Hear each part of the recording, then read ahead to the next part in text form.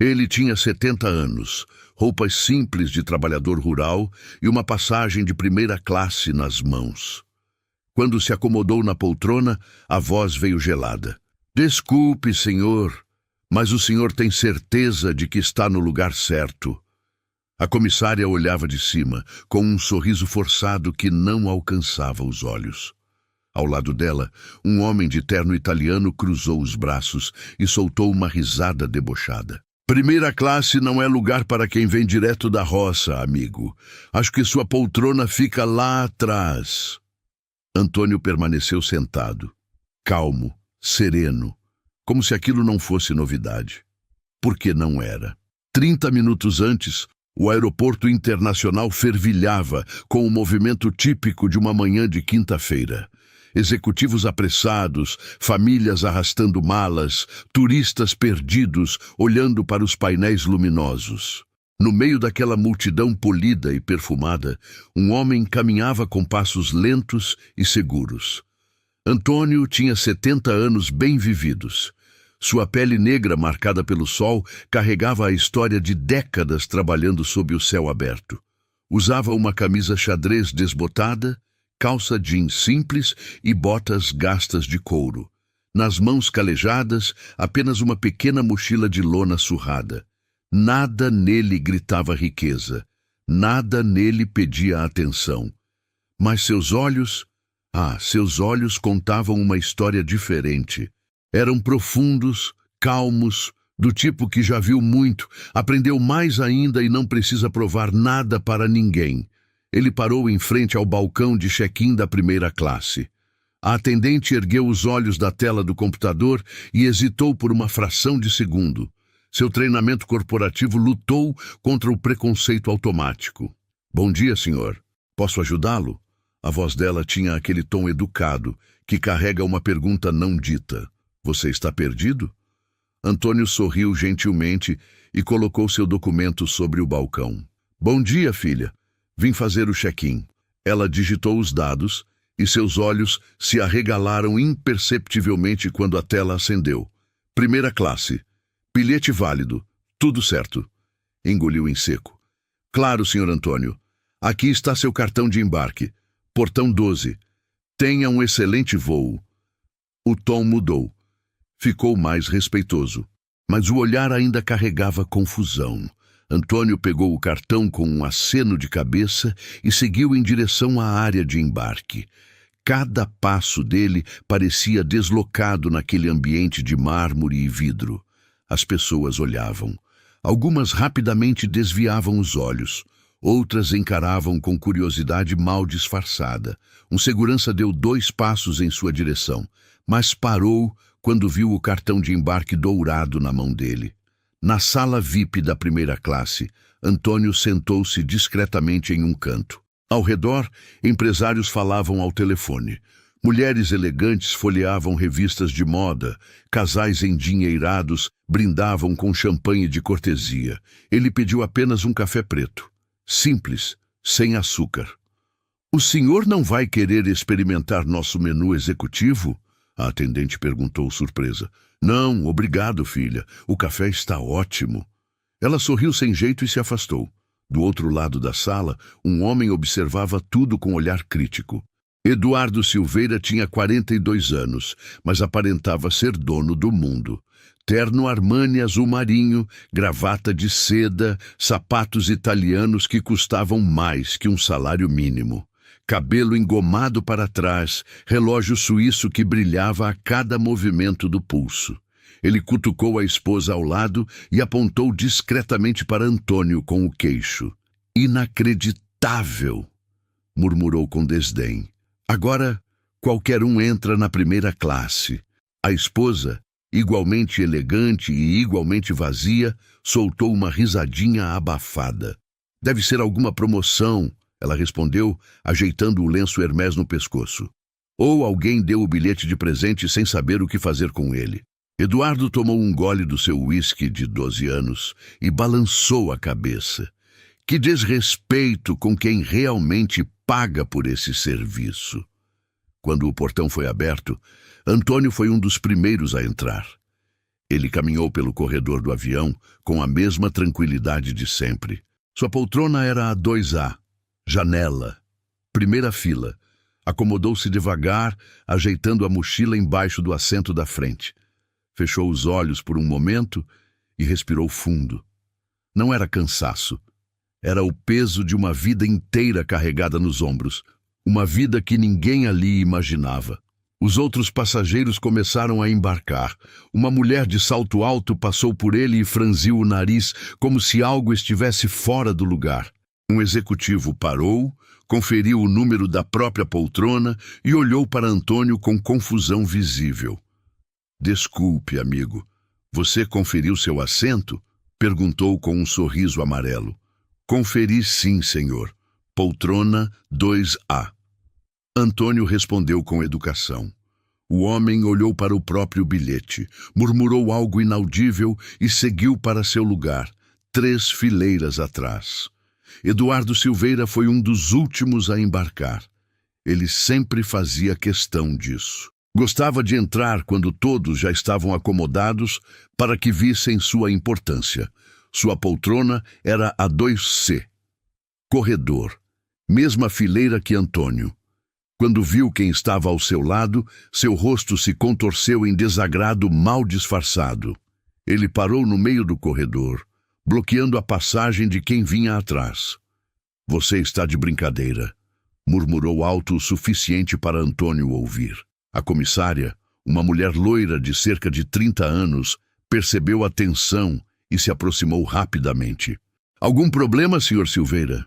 Ela conhecia Eduardo. Ele voava naquela rota 2 vezes por mês, sempre primeira classe, sempre exigente, sempre deixando gorjeta generosa para quem o tratasse como realeza. Eduardo apontou para Antônio com um gesto desdenhoso. "Eu pago caro por essa passagem justamente para evitar esse tipo de situação." A comissária engoliu em seco. Olhou para Antônio, que permanecia sentado, tranquilo, olhando pela janela, como se nada daquilo o afetasse. E foi aí que as palavras do Huck ecoaram pela cabine. "Desculpe, senhor, mas o senhor tem certeza de que está no lugar certo?" Antônio virou o rosto lentamente. Seus olhos encontraram os dela.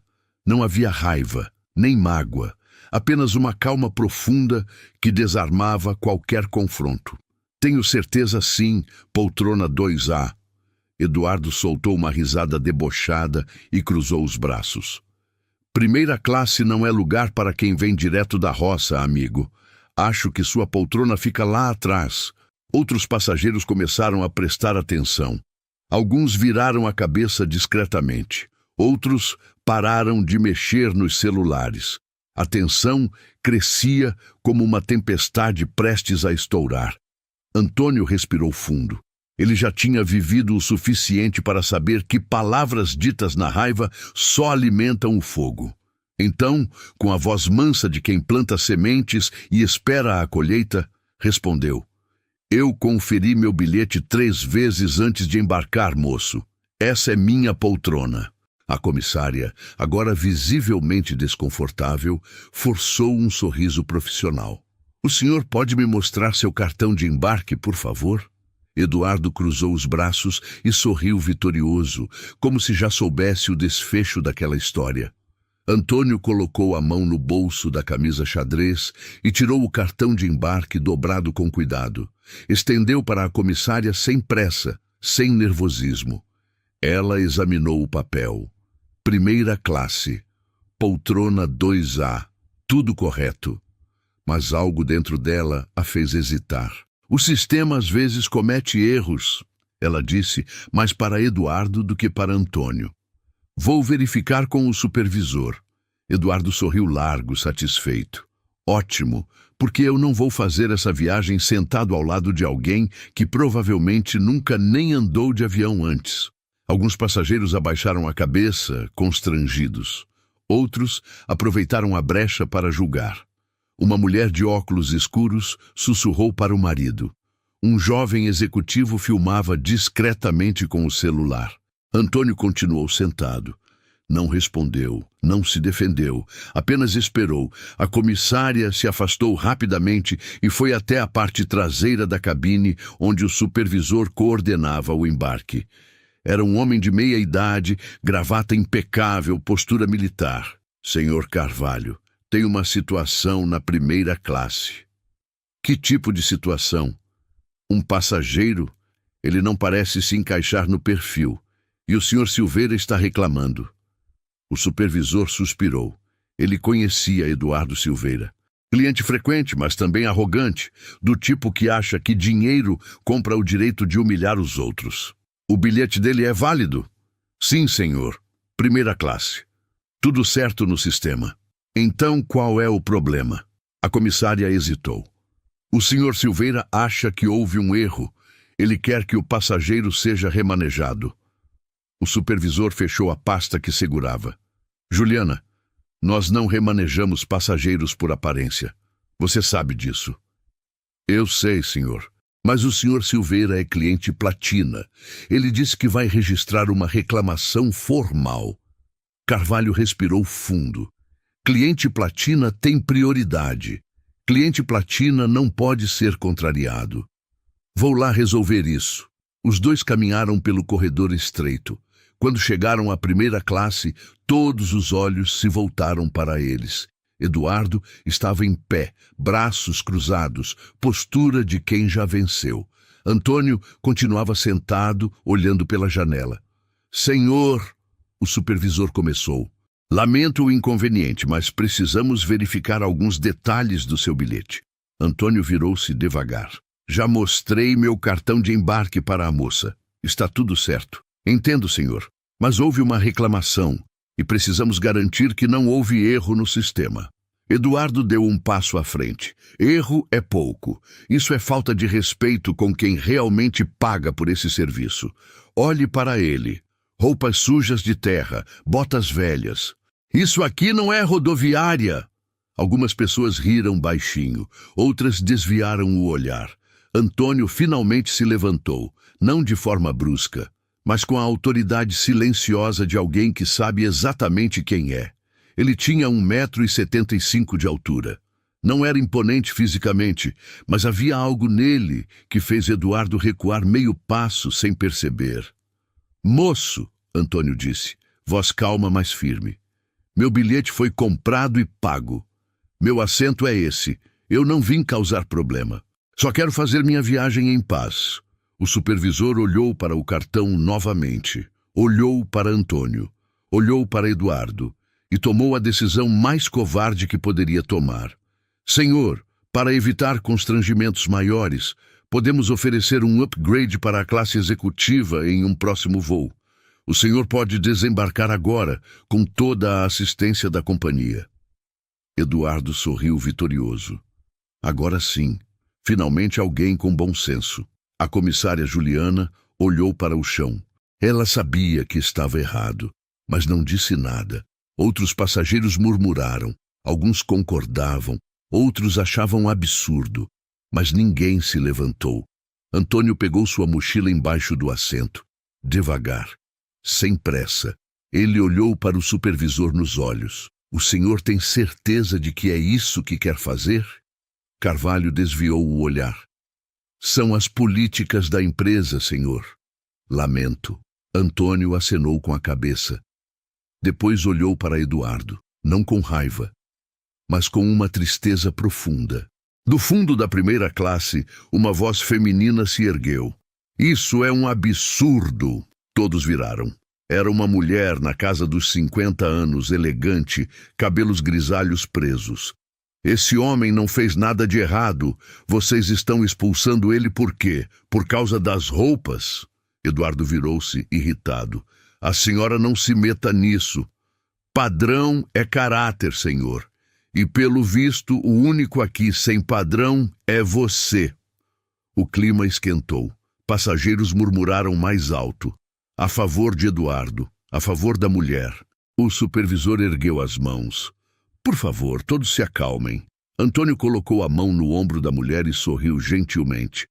Obrigado, senhora, mas não precisa se desgastar por mim. Eu vou desembarcar.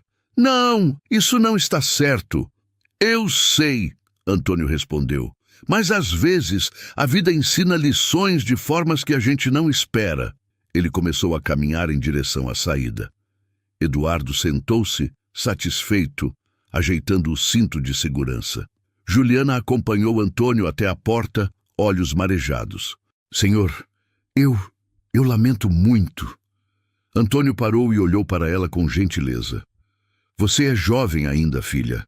Vai aprender que o mundo às vezes nos força a escolher entre o certo e o fácil. Espero que da próxima vez você escolha o certo. E saiu. O avião ficou em silêncio por alguns segundos. Um silêncio pesado, culpado. Eduardo olhou ao redor, esperando aprovação, mas encontrou olhares de desaprovação. Até sua esposa parecia desconfortável. O quê? Ele disse, irritado. Eu só defendi meu direito. Ninguém respondeu. Antônio caminhava novamente pelos corredores do aeroporto, mas dessa vez não estava sozinho. 2 homens de terno o seguiam de perto, discretos, profissionais. Um deles se aproximou e sussurrou. Senhor Antônio, o senhor está bem? Vimos tudo pelas câmeras de segurança. Antônio sorriu de leve. Estou, Ricardo, mas acho que está na hora de resolver isso de uma vez. Dentro do avião, o clima estava tenso. Eduardo Silveira ajeitou-se confortavelmente na poltrona 2C. Chamou a comissária com um estalar de dedos. Juliana, traga-me uma bebida. E dessa vez, não demore. Ela forçou um sorriso e se afastou. Suas mãos tremiam enquanto preparava o pedido. Não conseguia tirar da cabeça a expressão de Antônio ao sair. Não era raiva, era decepção. A mulher que havia defendido Antônio olhava para Eduardo com desprezo. Espero que o senhor consiga dormir bem à noite depois disso. Eduardo nem se virou. Durmo muito bem, obrigado. Em lençóis de seda egípcia. A esposa dele tocou seu braço desconfortável. Eduardo, acho que você exagerou. Exagerei? Ele virou-se para ela, incrédulo. Eu pago R$16.000 nessa passagem todo mês. Tenho direito de exigir qualidade. O piloto entrou no interfone. Atenção, senhores passageiros. Em breve iniciaremos o pushback. Certifiquem-se de que seus cintos estejam afivelados. O avião começou a se mover. Eduardo tomou um gole do uísque e fechou os olhos, satisfeito. Mas lá fora, no terminal, algo estava acontecendo. Antônio estava em uma sala privativa do aeroporto. Uma sala elegante, com sofás de couro, TV de tela plana, café à disposição. Tratamento reservado para pessoas muito especiais. Ricardo fechou a porta. Senhor Antônio, o senhor quer que eu resolva isso agora? Posso fazer o avião voltar ao portão em 5 minutos. Antônio levantou a mão pedindo calma. Não, Ricardo. Deixa o avião decolar. Quero ver até onde isso vai. Mas, senhor, o que eles fizeram foi absurdo. Antônio sentou-se no sofá e respirou fundo. Seus pensamentos voltaram décadas atrás, quando ele tinha 20 anos e trabalhava de sol a sol, quando ninguém acreditava que ele seria alguém. Ricardo, você sabe de onde eu vim? Sei, senhor. O senhor me contou quando me contratou. Então você sabe que eu já passei por coisa muito pior. Já fui expulso de lugares por ser pobre, por ser preto, por ter terra debaixo das unhas. Mas eu nunca deixei que isso me definisse. Ricardo sentou-se ao lado dele. E o que o senhor quer fazer agora? Antônio sorriu. Um sorriso pequeno, mas carregado de significado. Quero ensinar uma lição. Não de vingança, mas de humildade. Ele pegou o celular no bolso, um aparelho simples, antigo, com a tela rachada. Discou um número. Alô, Cláudio, sou eu. Aquele voo que acabou de sair, o 1047 para São Paulo. Se por acaso precisarem de pouso alternativo, prepara o aeroporto para recebê-los. A voz do outro lado era animada. Claro, senhor Antônio. Mas por que acha que vão precisar? Só um pressentimento. E se precisarem, quero que você pessoalmente me receba na pista. Será uma honra, senhor. Antônio desligou e olhou para Ricardo. Agora nós esperamos. 35.000 pés de altitude. O voo 1047 cruzava o céu tranquilamente. Eduardo já estava em seu terceiro copo. Sua esposa dormia ao lado. A mulher que havia defendido Antônio lia um livro, ainda contrariada. Juliana passava pelo corredor, distribuindo amenites. Mas sua mente estava longe. Pensava em Antônio. Pensava em quantas vezes ela mesma havia julgado pessoas pela aparência. De repente, uma luz vermelha acendeu no painel da cabine. O copiloto franziu a testa. Capitão, temos um alerta no sistema hidráulico secundário. O comandante, veterano com mais de 20.000 horas de voo, analisou os instrumentos. Confirme a leitura. Confirmado, pressão caindo lentamente no circuito B. Nada crítico ainda, mas é protocolo fazer pouso preventivo. O comandante acenou. Segurança sempre vinha primeiro. Certo, vamos pousar no aeroporto mais próximo. Qual é? Aeroporto Regional Vale Verde. 20 minutos daqui. Perfeito. Peça autorização para pouso de emergência. Minutos depois, a voz do comandante ecoou no interfone. Senhoras e senhores, aqui é o comandante Albuquerque. Identificamos uma questão técnica menor. Por precaução, faremos um pouso não programado no Aeroporto Regional Vale Verde. Não há motivo para alarme. Pedimos que permaneçam sentados com os cintos afivelados. Um murmúrio percorreu a cabine. Eduardo franziu a testa, irritado. Que amadorismo! Isso não aconteceria se eu estivesse voando na minha companhia preferida. Sua esposa acordou, assustada. O que foi? Estamos caindo? Não seja ridícula. É só um probleminha técnico. Mas lá no fundo, até Eduardo estava nervoso. O avião começou a descer. As luzes do aeroporto regional apareceram na escuridão. Era um aeroporto pequeno, cercado por fazendas. Que lugar é esse? Uma passageira perguntou. Parece o fim do mundo, outro comentou. O avião tocou a pista com perfeição. Começou a taxiar. Mas quando se aproximou do terminal, algo estranho aconteceu. Havia uma comitiva esperando na pista. Carros pretos, seguranças e um homem de terno impecável com prancheta, como se aguardasse alguém muito importante. Juliana olhou pela janela confusa. O que está acontecendo? O supervisor Carvalho também viu. Isso não é protocolo normal. O avião parou. O comandante saiu da cabine e caminhou até a porta. Quando abriu, o homem de terno subiu imediatamente. Boa noite, comandante. Meu nome é Cláudio Mendes, gerente operacional deste aeroporto. Está tudo bem com a aeronave? Sim, senhor. Apenas um alerta preventivo. Já acionamos a manutenção. Ótimo. E há um passageiro muito especial a bordo? O comandante franziu a testa. Especial? Não que eu saiba. Por quê? Cláudio sorriu enigmaticamente. Porque o proprietário deste aeroporto está vindo pessoalmente recebê-lo. Um silêncio pesado caiu. Todos os passageiros da primeira classe ouviram. Eduardo inflou o peito. Ah, finalmente! Alguém que conhece meu nome. Mas Cláudio nem olhou para ele. Seus olhos percorreram a cabine. Onde está o senhor Antônio? Juliana empalideceu. O supervisor engoliu em seco. Eduardo franziu a testa. Antônio? Quem? E foi então que todos entenderam. O fazendeiro, o homem de roupas simples, o homem que eles haviam expulsado. O silêncio dentro do avião era ensurdecedor.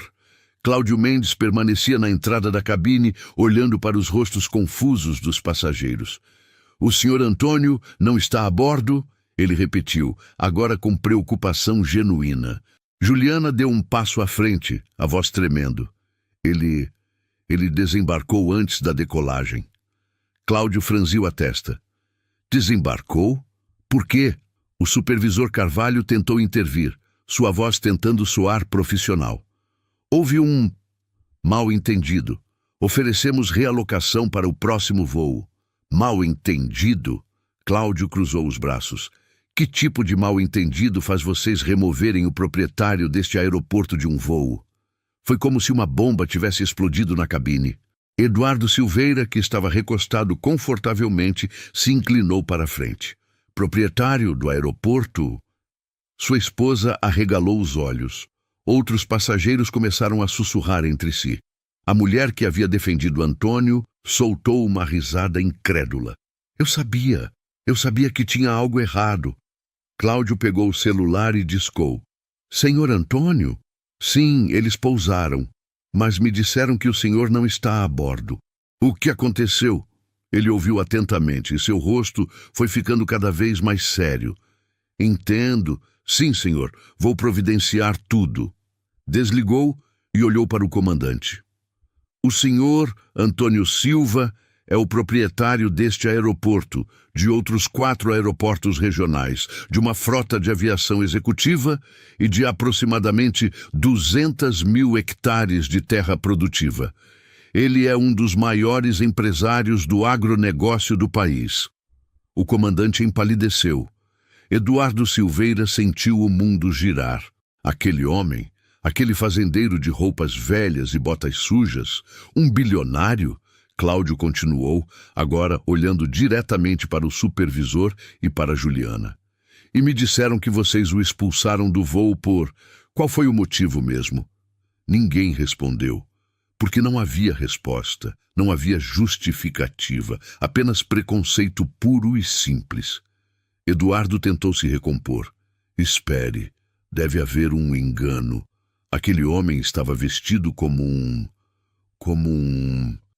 trabalhador rural, Cláudio completou ácido, porque é exatamente isso que ele é, um homem que começou do zero, que trabalhou a vida inteira com as próprias mãos e que nunca esqueceu de onde veio. Ele poderia comprar esse avião inteiro 3 vezes só com o que tem na conta corrente. A esposa de Eduardo cobriu o rosto com as mãos, mortificada. Outros passageiros olhavam para Eduardo com desprezo. O homem que filmara tudo no celular sorria, satisfeito. Aquilo ia viralizar nas redes sociais. Juliana estava à beira das lágrimas. Eu não sabia, ele não disse nada. E ele precisava dizer? Cláudio retrucou. Ele tinha um bilhete válido. Esse não deveria ser o suficiente? O supervisor Carvalho tentou se justificar. Foi uma decisão difícil. Tínhamos um cliente platina reclamando... Cliente platina? Cláudio soltou uma risada seca. O senhor Antônio poderia comprar a companhia aérea inteira e transformá-la em museu se quisesse. Ele é dono de 3 jatos particulares. Um deles está aqui, neste aeroporto, neste exato momento. Eduardo sentiu as pernas fraquejarem. Ele olhou ao redor, procurando apoio, mas encontrou apenas olhares de julgamento. O mesmo julgamento que ele havia lançado sobre Antônio. A ironia era cruel e perfeita. Do lado de fora do avião, luzes se aproximaram. Um comboio de veículos entrou na pista. Na frente, um SUV preto de vidros escuros. Logo atrás, um Mercedes. E atrás ainda, outros 3 carros de apoio. Os veículos pararam próximos ao avião. A porta do SUV se abriu e Antônio desceu. Mas agora ele não estava sozinho. Ricardo caminhava ao seu lado, assim como outros 2 assistentes. Todos de terno, todos sérios, todos tratando Antônio com o respeito que ele sempre mereceu. Cláudio sorriu ao vê-lo e desceu rapidamente a escada do avião. Senhor Antônio, bem-vindo de volta. Antônio apertou sua mão calorosamente. Obrigado, Cláudio. Lamento o transtorno. Transtorno nenhum, senhor. Foi uma honra. Antônio olhou para o avião, para a aeronave que o havia rejeitado, para as pessoas que o haviam julgado, e então respirou fundo. Vamos subir? Cláudio acenou, e os 2 caminharam juntos em direção à escada. Quando Antônio entrou na cabine, todos os olhares se voltaram para ele. Mas agora era diferente. Não era mais desprezo, era vergonha, era choque, era a consciência pesada de quem errou feio. Eduardo Silveira estava pálido, agarrado ao braço da poltrona. Sua arrogância havia evaporado completamente. Antônio caminhou lentamente pelo corredor. Passou por Juliana, que abaixou a cabeça, incapaz de encará-lo. Passou pelo supervisor Carvalho, que murmurou um pedido de desculpas quase inaudível, e parou na frente de Eduardo. Os dois se encararam. O silêncio era absoluto. Até o zumbido do ar-condicionado parecia ter parado. Antônio não gritou, não xingou, não humilhou. Apenas disse, com a voz mansa e profunda de sempre: "O senhor sabe qual é a diferença entre a gente, moço?" Eduardo não conseguiu responder. "Eu sei de onde vim e sei quem sou. Não preciso diminuir ninguém para me sentir grande." E então fez algo que ninguém esperava. Estendeu a mão. Eduardo olhou para aquela mão calejada, marcada por anos de trabalho duro. A mesma mão que ele havia julgado suja, indigna, inferior. Hesitante, ele a apertou. Eu peço desculpas", Eduardo murmurou, a voz quebrada. "Eu estava errado." Antônio acenou com a cabeça e soltou a mão. "A vida ensina, moço. Às vezes de jeitos que a gente não gosta. Mas ensina." Ele olhou para Juliana. "Você também, filha. Não deixe o medo de perder o emprego te fazer perder sua humanidade." Juliana limpou as lágrimas que escorriam pelo rosto. "Eu sinto muito, muito mesmo." Antônio sorriu gentilmente. Não era um sorriso de vitória, era um sorriso de compaixão. E então ele se virou para Cláudio. "Cláudio, providencia transporte confortável para todos os passageiros. Vamos deixar a manutenção trabalhar tranquila. Eu levo quem quiser no meu jato." Um murmúrio de surpresa percorreu a cabine. A mulher que o havia defendido foi a primeira a se levantar. "Eu aceito e quero pedir desculpas também por ter ficado calada tanto tempo." Antônio olhou para ela com carinho. "A senhora não ficou calada. A senhora falou quando foi preciso. Isso já é mais do que muita gente faz." E assim, lentamente, a justiça começou a ser feita. Não com raiva, não com vingança, mas com dignidade. 20 minutos depois, os passageiros caminhavam pela pista em direção ao hangar privativo. A noite estava estrelada e o ar fresco do interior trazia o cheiro de terra molhada e plantações. Eduardo Silveira caminhava alguns passos atrás de Antônio, completamente cabisbaixo. Sua esposa ao lado não dizia nada. O que poderia dizer? Ambos haviam participado daquela humilhação injusta. Quando chegaram ao hangar, a visão tirou o fôlego de todos. Ali, imponente e reluzente sob as luzes do aeroporto, estava um Gulfstream G-150, um dos jatos executivos mais luxuosos do mundo. Branco perolado, com detalhes dourados, uma máquina de 50 milhões de dólares. "Meu Deus!" uma passageira murmurou. Outro homem assobiou baixinho. "Isso é um avião ou uma mansão voadora?" Antônio caminhou até a escada do jato e se virou para o grupo. "Pessoal, sei que o voo de vocês foi interrompido, então eu ofereço meu avião para quem precisar chegar a São Paulo ainda hoje. Tem espaço para 12 passageiros confortavelmente." A mulher que o havia defendido foi a primeira a subir. "Eu vou, e muito obrigada pela gentileza." Outros passageiros aceitaram agradecidos, mas alguns, envergonhados demais, preferiram esperar o ônibus que a companhia aérea providenciaria. Eduardo ficou parado, sem saber o que fazer. Ele queria ir. Precisava chegar a São Paulo para uma reunião importante pela manhã. Mas como aceitar a ajuda do homem que ele havia humilhado? Antônio percebeu a hesitação. "O senhor também pode vir, moço. Não guardo rancor." Eduardo engoliu em seco. Eu não mereço. Ninguém aqui merece nada." Antônio disse calmamente. "Mas a vida não é sobre merecer. É sobre escolher ser melhor do que fomos ontem. Eduardo olhou para a esposa. Ela acenou com a cabeça, incentivando. E então, com os ombros curvados pela vergonha, ele subiu no jato. O interior era ainda mais impressionante. Poltronas de couro creme, mesas de mogno, telas de TV nas paredes, bar completo, até um pequeno escritório. Não era um avião, era um pedaço do céu transformado em luxo. Os passageiros se acomodaram em silêncio reverente. Antônio sentou-se em uma poltrona próxima à janela. Eduardo, por um impulso que ele mesmo não entendeu, sentou-se na frente dele. Senhor Antônio, eu preciso explicar. Antônio ergueu a mão. Não precisa explicar nada, moço. Eu sei como funciona. A gente olha, julga, decide quem vale e quem não vale. Eu já fiz isso também. Eduardo arregalou os olhos. O senhor? Mas o senhor foi tão humano. Antônio completou com um meio sorriso. Eu nem sempre fui assim. Quando eu comecei a ganhar dinheiro, há uns 30 anos, eu também virei arrogante.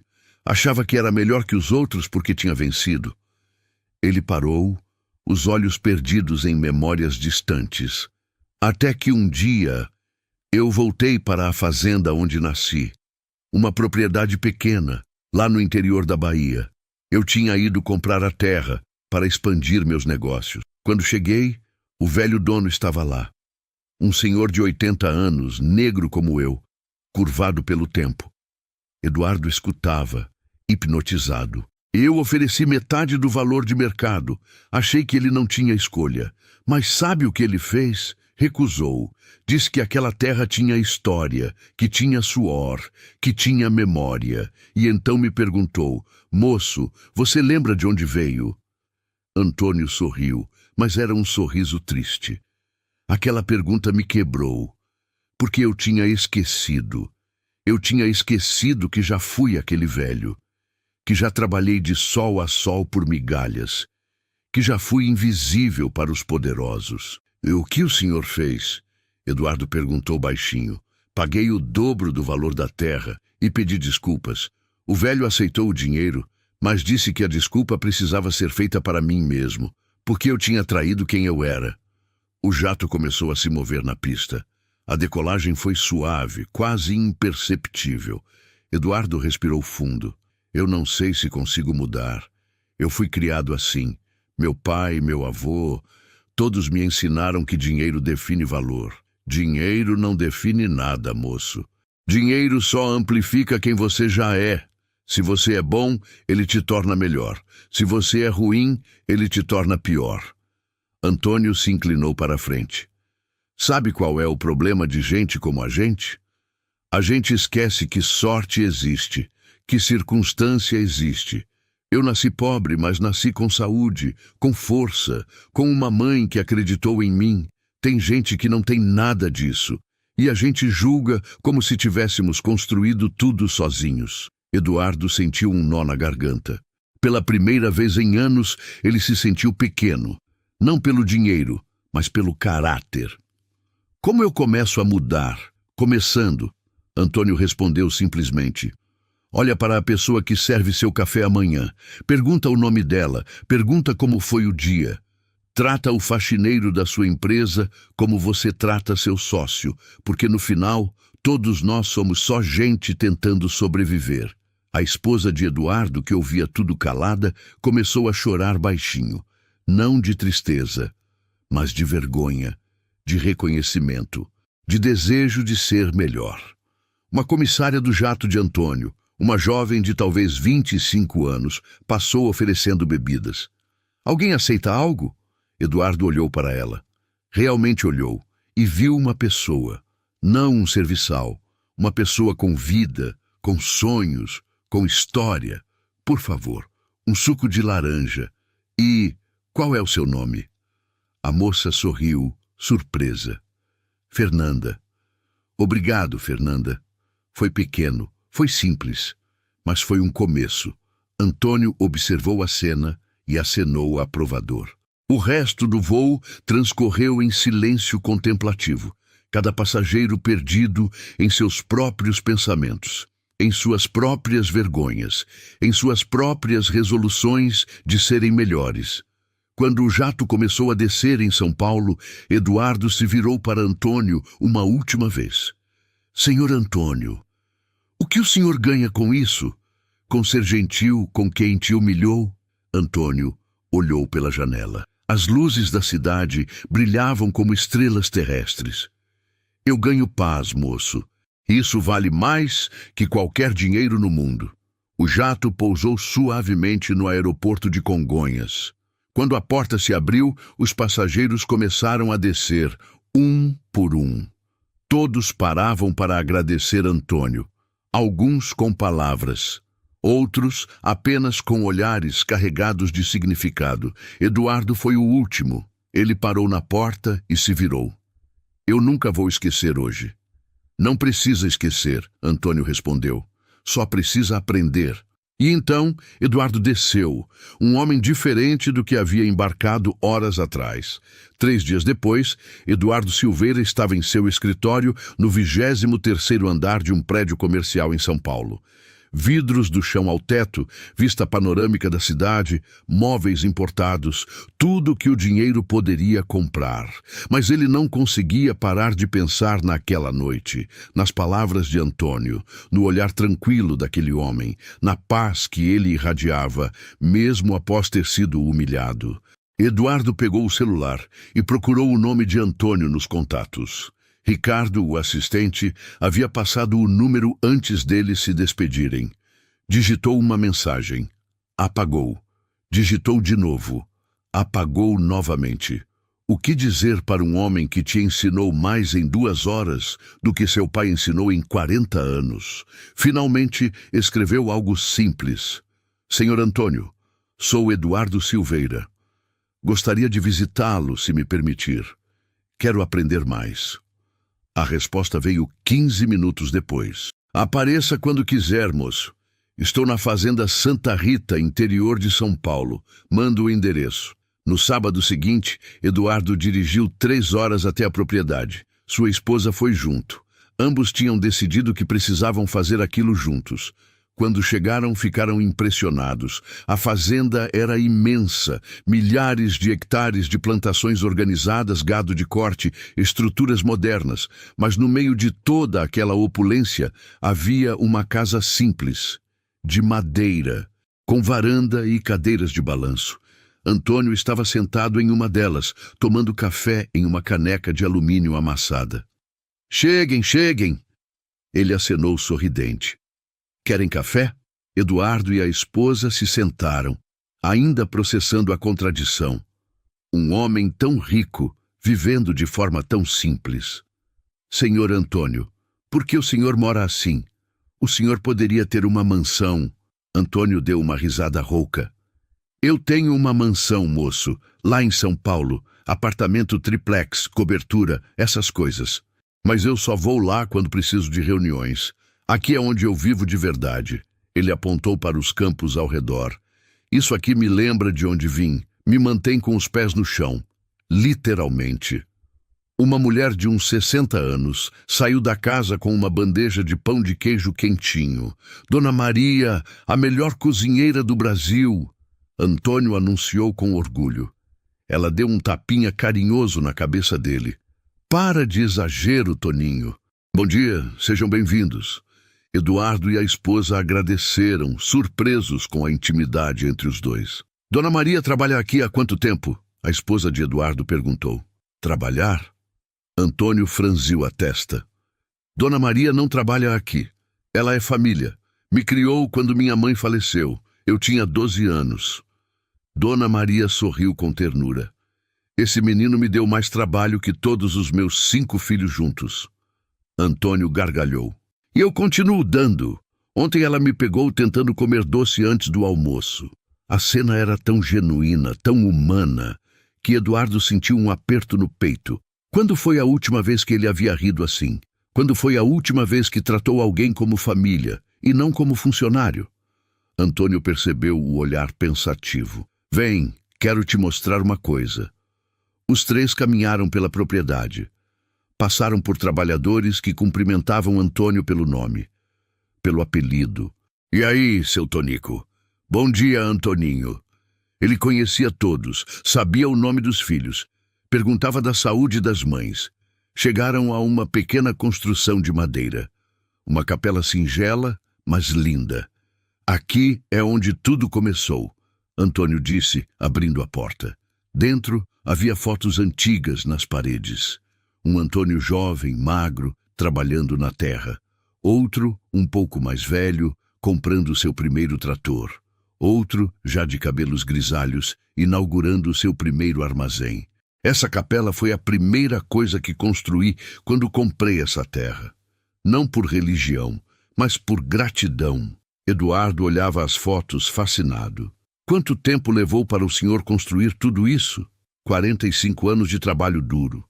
Comecei com 3 alqueires de terra arrendada, trabalhava 14 horas por dia, dormia 4, comia quando dava. Ele apontou para uma foto específica. Um Antônio de 20 e poucos anos, segurando uma enxada, sorrindo apesar da exaustão visível. Esse aqui sou eu no dia que consegui pagar o primeiro alqueire. Chorei igual criança. E o senhor nunca pensou em desistir? A esposa de Eduardo perguntou. Todo dia, filha. Todo santo dia. Mas aí eu lembrava do meu pai. Ele morreu quebrando pedra numa obra. 62 anos, corpo destruído, sem ter visto 1 centavo de aposentadoria. Eu prometi a ele que seria diferente. Eduardo sentiu as lágrimas queimarem nos olhos. Senhor Antônio, eu desperdicei tanto tempo sendo cruel, sendo pequeno. Antônio colocou a mão em seu ombro. Você não desperdiçou, moço. Você aprendeu. E agora pode ensinar. Ensinar o quê? Eu não sei nada. Você sabe o que não fazer. E às vezes, isso é o ensinamento mais importante. Eles voltaram para a varanda. Dona Maria trouxe almoço. Comida simples, caseira, feita com amor, arroz, feijão, frango caipira, salada da horta. Eduardo comeu em silêncio, saboreando cada garfada. Quando foi a última vez que ele havia comido sem pressa, sem checar e-mails, sem pensar em negócios? Senhor Antônio, ele disse, limpando a boca, o senhor me salvou naquele voo.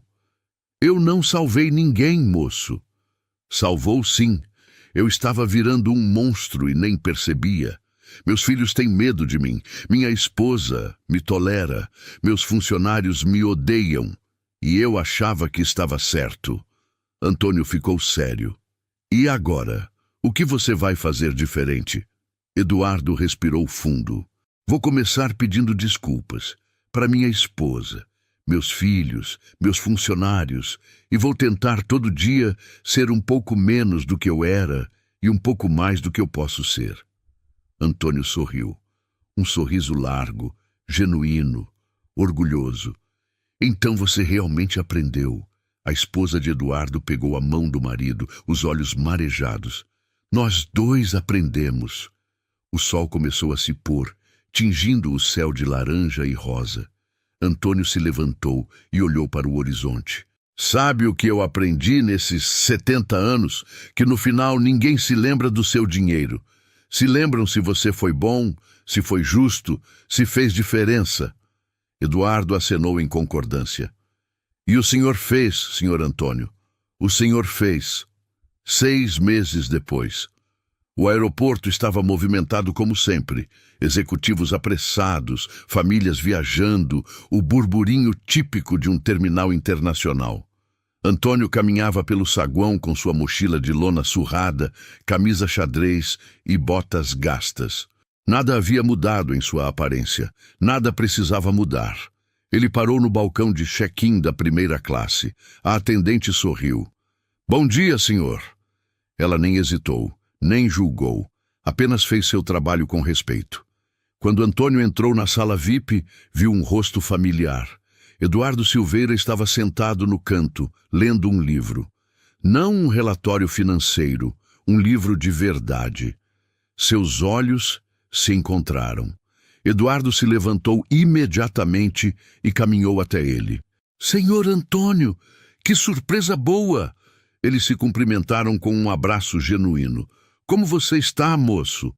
Diferente, Eduardo respondeu, e havia verdade naquilo. Seu rosto parecia mais leve, menos tenso. Muito diferente. Sentaram-se juntos. Antônio pediu seu café preto de sempre. E as mudanças? Como estão indo? Eduardo sorriu, um sorriso tímido, mas real. Difíceis, mas necessárias. Comecei fazendo reuniões semanais com todos os funcionários, perguntando como estão, o que precisam. No começo ninguém acreditava. Achavam que era estratégia. E agora? Agora eles sabem que é real. Dei aumento para a equipe de limpeza, paguei plano de saúde para todos. E sabe o que descobri? Produtividade aumentou. Felicidade aumentou. Lucro aumentou. Antônio acenou, orgulhoso. Bondade sempre volta, moço. Sempre. Meus filhos voltaram a falar comigo. Eduardo continuou, a voz embargada. Minha esposa sorri de novo quando eu chego em casa. Eu não sabia o quanto estava perdendo. Um anúncio chamou o embarque do voo. Ambos se levantaram. Para onde você vai? Antônio perguntou. Bahia. Vou conhecer uma ONG que trabalha com jovens da periferia.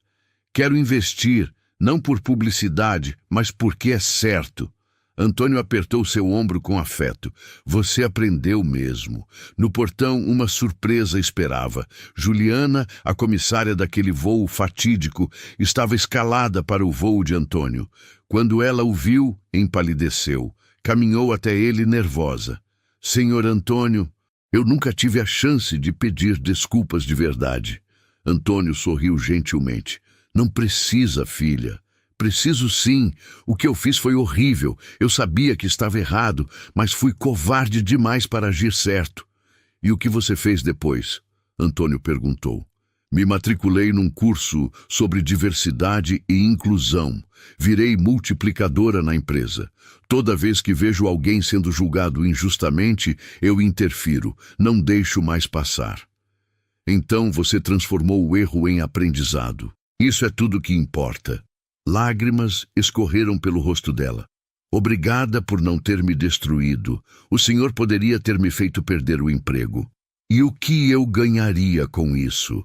Destruir você não conserta o mundo, filha. Mas transformar você pode. Durante o voo, Antônio olhou pela janela. Pensou em tudo que havia vivido. Nas injustiças que sofreu. Nas vitórias que conquistou. Nas lições que aprendeu. Ele poderia ter usado seu dinheiro para humilhar Eduardo, para destruir a carreira de Juliana, para processar a companhia aérea, mas ele escolheu ensinar, escolheu transformar, escolheu plantar sementes de mudança, porque no final, Antônio sabia algo que muitos esquecem: vingança é fácil, perdão é poderoso e transformação é eterno. Quando o avião pousou, ele pegou sua mochila surrada e desceu. Um homem simples, com roupas simples, mas com uma riqueza que nenhum banco poderia medir. A riqueza de ter permanecido humano, mesmo quando o mundo tentou transformá-lo em monstro. A riqueza de ter escolhido bondade, mesmo quando a crueldade seria justificada. A riqueza de saber que, no final, ele dormia em paz. E isso valia mais que todos os jatos particulares do mundo. Antônio caminhou pelo aeroporto, desaparecendo na multidão. Apenas mais um passageiro, apenas mais um trabalhador. Mas para quem teve a sorte de cruzar seu caminho, ele era muito mais. Era a prova viva de que dignidade não se veste, não se compra, não se julga pela aparência. Dignidade se vive todo dia, em cada escolha, em cada palavra. E essa foi a maior lição que um fazendeiro simples de 70 anos ensinou a todos. Que no final, o que nos torna grandes não é o quanto temos, mas o quanto somos capazes de permanecer humanos, gentis e justos, mesmo quando ninguém está olhando, mesmo quando o mundo diz que podemos ser menores. E principalmente quando temos todo o poder para esmagar, mas escolhemos erguer. Histórias como essa nos lembram que dignidade não tem preço, que as aparências enganam, mas o caráter sempre revela a verdade. E agora eu quero ouvir você. O que essa história te fez refletir? Escreve aqui nos comentários a sua opinião. E se essa mensagem tocou o seu coração, deixa o seu like. Ele ajuda muito para que mais pessoas recebam essa lição de vida.